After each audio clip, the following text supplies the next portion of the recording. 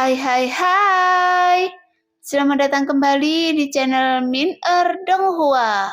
Kali ini kita akan melanjutkan cerita Donghua, Battle Troop di Heaven.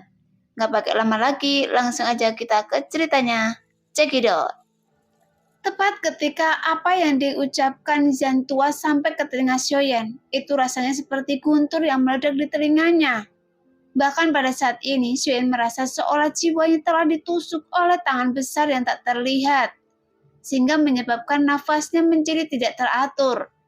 Bahkan detak jantungnya juga bertambah semakin cepat, karena kata-kata ini bukan untuk menghilangkan rasa takut di hatinya, tetapi justru mengingatkannya pada perasaan saat Xiaoyan melihat sosok raja di alam dewa kekacauan.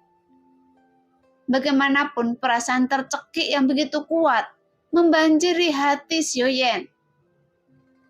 Sebelumnya Xiaoyan juga hanya berpikir sederhana bahwa keberadaan pagoda kekosongan roh adalah harta yang berasal dari kekuatan yang sangat kuat, seperti halnya klan dewa asli atau dari kekuatan klan teratas lainnya di dunia. Sejak Xiaoyan bahwa itu berasal dari alam dewa kekacauan, sebelum Xiaoyan juga merasa bahwa pada saat itu Xiaoyan masih sangat lemah. Sehingga saat Raja Alam Dewa Kekacauan marah karena tidak dapat menemukan pilar yang dia cari, Xiaoyan juga cukup ketakutan. Oleh karena itu, Xiaoyan selalu fokus untuk mengejar kekuatan sampai dia bisa berhasil menerobos ke alam keabadian para dewa. Tapi Xiaoyan tidak pernah menyangka bahwa pilar yang dicari Raja Alam Dewa Kekacauan adalah pagoda kekosongan roh. Sekarang saya harus lebih berhati-hati karena jika keberadaan pagoda kekosongan roh terpapar, maka saya dan Sensi mungkin akan dimusnahkan oleh Raja Alam Dewa Kekacauan sepenuhnya. Setelah Xiaoyan berkata perlahan, dia menjadi tenang. Kemudian dia mengambil nafas dalam-dalam untuk menenangkan pikirannya. Jika keberadaan pagoda kekosongan roh ditemukan, maka tidak hanya Sensi yang akan dihancurkan, tapi 9 dunia utama juga mungkin akan berada dalam bahaya kehancuran. Bahkan selain 9 dunia utama, dunia lainnya mungkin juga akan ikut terpengaruh oleh perang tersebut. Yang Tua berkata dengan serius. Jelas saat Yang Tua mengatakannya, tentu saja dalam situasi seperti ini, Yang Tua juga tidak akan ada yang bercanda. Hanya karena satu pagoda kekosongan roh dapat menghancurkan ke-9 dunia. Apakah Anda serius? Mengapa pagoda kekosongan roh dapat menimbulkan kekacauan seperti itu? Xiaoyan terkejut saat mendengar itu, karena hanya dalam percakapan singkat, dia akhirnya mengungkap rahasia pagoda kekosongan roh, bahwa pagoda tersebut bukan hanya berasal dari alam dewa kekacauan, tetapi itu juga benda yang dicari oleh raja dari alam dewa kekacauan. Bahkan raja berusaha sekuat tenaga untuk menemukannya. Tidak hanya itu, pagoda kekosongan roh juga akan membawa bahaya kepada 9 dunia utama. Oleh karena itu, Xiaoyan tidak dapat membayangkan bahwa peran besar apa yang dimiliki pagoda kekosongan roh yang sebenarnya. Apalagi bagaimana cara yang mulia bisa mendapatkannya?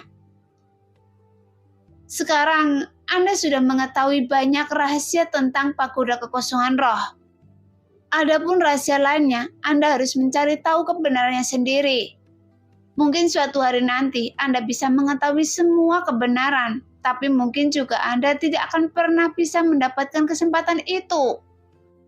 Kata Yang Tua perlahan. Jelas dia bukanlah tipe seseorang yang optimis karena jika dia perhatikan dari kata-katanya, Yang Tua sepertinya tidak percaya bahwa Xiaoyan akan berhasil untuk memenangkan segalanya tanpa memiliki bantuan dari sumber kekuatan lainnya. Jadi reinkarnasi yang mulia sebenarnya sama sekali tidak ada hubungannya dengan invasi dunia Taisu. Xiaoyan bertanya dengan serius. Hal yang perlu Anda ketahui, sebelumnya ini bukan masalah perang antar dunia, kata Yang Tua perlahan. Jadi tujuan sebenarnya Yang Mulia berinkarnasi adalah untuk berurusan dengan raja atau raksasa dari alam dewa kekacauan. Setelah Xion mengatakan itu, seluruh tubuhnya terguncang karena sakit terkejut di dalam hatinya. Karena saat misteri ini dapat dipecahkan, dia semakin sulit untuk dapat menerimanya. Bagaimanapun, ini adalah sesuatu yang bisa dia bayangkan. Namun Xiaoyan juga akhirnya mengerti alasan mengapa Jiang Tua tidak pernah menyebutkannya. Ketika kekuatan Xiaoyan masih berada di ranah dewa pertempuran atau sebelumnya. Karena pada saat itu Xiaoyan belum memasuki alam dewa kekacauan. Dan jika Yan Tua bahkan memberitahunya, Xiaoyan juga pasti tidak akan bisa memahaminya. Dan itu juga akan membuat Xiaoyan merasa tidak nyaman, sehingga akan menyebabkan lapisan belenggu di dalam hatinya. Oleh karena itu, meskipun Yan Tua menyembunyikan rahasia tersebut, itu juga bukanlah hal yang buruk. Mungkinkah reinkarnasi yang mulia dan Tuan jahat tidak mati karena kalah dalam pertempuran? Tapi ada sesuatu yang tersembunyi di dalamnya.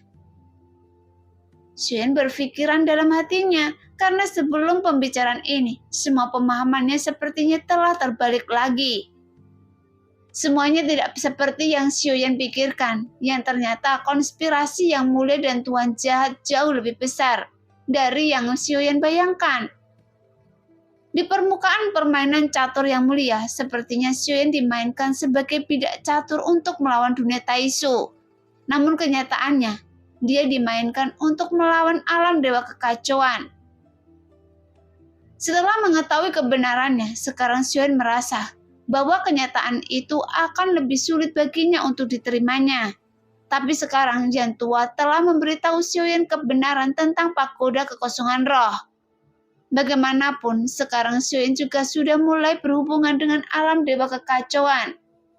Jika Xiaoyan tidak sengaja mengekspos keberadaan pagoda kekosongan roh, maka semuanya yang dia lakukan akan sia-sia. Pada saat ini, Xiaoyan juga sudah mengetahui asal-usul pagoda kekosongan roh, tetapi Xiaoyan sendiri masih belum tahu apa fungsi dari keberadaan pagoda kekosongan roh sebenarnya. Namun Xiaoyan ingat bahwa Yan Tua pernah mengatakan kepadanya bahwa hal-hal yang dia ajarkan di masa lalu adalah untuk menghalangi alamnya untuk mengikuti kekuatan pemahaman. Tetapi sekarang, tidak masalah apakah pagoda kekosongan roh sudah sesuai dengan fungsinya. Karena Xiaoyan juga tahu betapa beratnya tanggung jawab yang Xiaoyan miliki sekarang. Dan berapa banyak tekanan yang akan dia alami Xiaoyan di masa depan. Karena tidak peduli apa peran dari pagoda kekosongan roh ini. Sekarang yang harus Xiaoyan lakukan hanyalah melindungi pagoda kekosongan roh dan bukan pagoda kekosongan roh yang melindunginya. Bagaimanapun Xiaoyan belum mengetahui apa pengaturan yang mulia sebenarnya. Tetapi Xiaoyan juga bisa mengetahui secara kasar bahwa semuanya akan terjadi di bawah pengaturan yang mulia. Dalam kasus ini, bahwa Yang Mulia ingin mencegah Xiaoyan melakukan kesalahan, dan itu adalah hal yang baik. Oleh karena itu, Yang Mulia enggan menyerahkan ingatannya kepada Xiaoyan. Namun itu juga menunjukkan alasan mengapa Xiaoyan tidak bisa mendapatkan ingatan Yang Mulia adalah sebenarnya ketika Xiaoyan mencapai tingkat kekuatan tertentu, barulah dia dapat melihatnya dan memahami arti sebenarnya. Ternyata latar belakang pagoda kekosongan roh begitu besar, dan itu juga terlalu sulit untuk dikatakan. Tapi itu bukan masalah. Bagaimanapun seharusnya Yang Mulia sudah memiliki rencana untuk menghadapinya. Xiaoyan bergumam sambil memegang dagunya. Bagi dunia sensi, alam kedewa kekacauan adalah bencana. Bahkan jika Yang Mulia memiliki pengaturan, Anda juga masih perlu untuk mengubahnya. Adapun hasilnya, Anda akan mengetahuinya.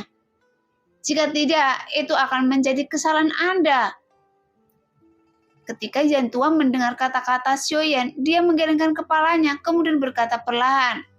Mendengar itu, Xiaoyan tiba-tiba tersenyum pahit. Saya tidak bisa melakukan apapun dalam masalah ini. Jadi bagaimana saya bisa mengubah hasil ini? Kata Xiaoyan perlahan. Namun ada garis hitam di senyumannya. Bahkan hatinya menjadi sangat melankolis. Kemudian dia mengangkat kepalanya. Teruslah berjalan dan jangan terlalu memikirkannya. Dengan sikap Anda yang seperti ini, itu bukanlah hal yang baik. Melihat senyuman khawatir Xiaoyan, Jiantua tersenyum dengan tenang. Namun meskipun kata-kata dalam kalimat Jiantua itu tampak sederhana, tapi tiba-tiba menarik Xiaoyan keluar dari kesedihannya lagi. Karena entah itu sang ratu atau yang mulia. Ratu meminta Xiaoyan untuk meninggalkan dunia sensi, karena dengan Xiaoyan meninggalkan dunia sensi untuk sementara, Xiaoyan tidak memikirkannya. Tetapi yang mulia tidak memberinya ingatan apapun. Mungkin justru karena karakternya, Xiaoyan harus memiliki rencana untuk segala hal. Tapi untuk beberapa hal, dia tidak menanyakan jalan ke depan dan mungkin itu merupakan jalan keluar yang sebenarnya. Xiaoyan tersenyum dan sekali lagi menangkupkan tinjunya dengan hormat kepada Jiantua. Karena dengan percakapan ini, itu membuat Xiaoyan tahu lebih banyak kebenarannya. Meskipun itu juga menumbangkan semua pengetahuannya lagi, tapi arti dari kata-kata terakhir Jiantua adalah dia ingin membiarkan Xiaoyan menjadi dirinya sendiri dan semuanya akan berakhir. Pada saat ini, tiba-tiba mendengar sebuah suara muncul dari benaknya. "Senior!" Segera Xiaoyan menyadari sesuatu, kemudian dia dengan cepat keluar dari pagoda kekosongan roh. Kemudian dia membuka matanya perlahan. "Apakah penguasa istana Chen sudah bangkit kembali?" Xiaoyan tersenyum dan langsung bertanya tanpa sadar. "Bukan itu masalahnya. Sekarang kita sedang menghadapi masalah. Mereka sepertinya tidak menyukai kita." Suara Long Biup terdengar perlahan. Segera Xiaoyan mengangkat kepalanya, kemudian dia melihat ada selusin orang yang telah mengelilingi mereka. Pada saat ini, suara yang dalam perlahan terdengar dari kerumunan, dan semua orang segera memandang Xiaoyan dan yang lainnya dengan mata yang kejam. "Kalian semua duduk bersila di sini tanpa mengambil nomor. Mungkinkah kalian ingin memotong antrian?" Seorang pria keluar dari kerumunan, kemudian dia berjalan perlahan. Adapun orang yang berbicara, dia mengenakan mahkota emas dan pakaian sederhana yang elegan. Namun dia terlihat sangat agung. Bagaimanapun orang ini adalah orang terkuat di tempat ini, yang merupakan orang kuat di langkah ke-8 keabadian Kaisar. Mendengar itu, Xiaoyan cukup terkejut. Jelas dia tidak menyangka bahwa orang ini akan datang ke pintunya dan menyarankan untuk mengambil nomor antrian. Lagi pula ratusan orang ini sudah seperti musuh, jadi tentu saja orang ini tahu apa yang akan terjadi di tempat ini. Nah, demikianlah cerita hari ini. Terima kasih yang sudah menonton video Min Earth sampai selesai. Sampai jumpa di video selanjutnya. Bye-bye.